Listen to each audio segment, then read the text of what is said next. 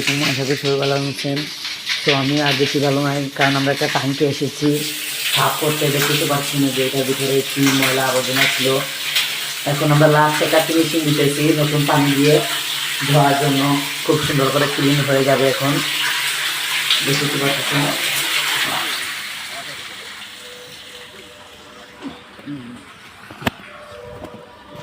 এই যে বন্ধুরা দেখেন, এটা মেজর ট্যাঙ্কি বলে। এই যে প্রতিটা লাইন আমরা কুলিয়ে ওয়াশ করছি। এই যে আরেকটা লাইন এই পাশে আছে, এই পাশে আরও দুইটা লাইন, এগুলো সব কুলিয়া। এগুলা না করলে আপনার একটা সমস্যা হলো নাকি, যে ট্যাঙ্কির ভিতরে যত ময়লা আছে সব ময়লা এগুলো পাইপের ভিতরে তো চলে গেল না, ডাইরেক্ট বাথরুমের ট্যাপও এইগুলা গিয়ে সে বিক্ষোভ এইগুলা গিয়ে জাম লাগিয়ে গেল না। এখন আপনাদেরকে আমি দেখাচ্ছি পানি ছাড়িয়া।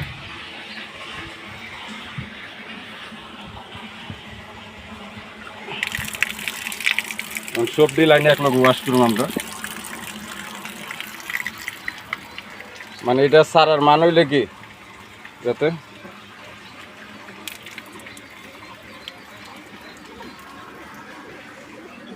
সবগুলো এক লগে ছাড়ি দেবো।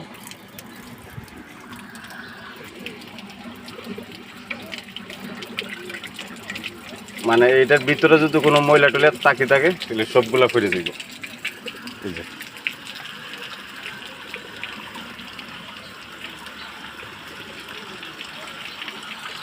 ক্লিয়ার আছে, এটা লাগবে না।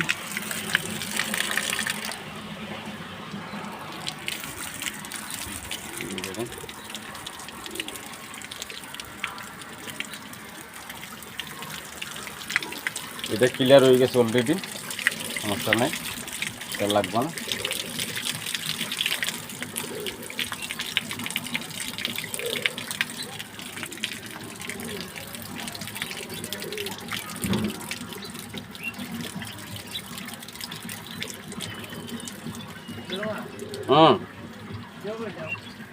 ওই লাইন অন ক্লিয়ার হয়ে গেছে, অনেক ইয়ে বললি বন্ধ করে দাও গিয়া, বন্ধ করে ওই বারো দেও, ওখানে বিমারে দিলাম ভাত পানি খাই।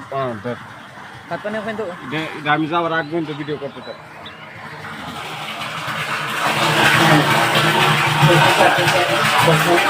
এখন এই যে পানিটা করতেছে, এখন এই যে পানিগুলো দেখতে পাচ্ছি ওইগুলো আমরা ফেলে দিব, কারণ ভিতরটা সুন্দর করে পরিষ্কার করার জন্য।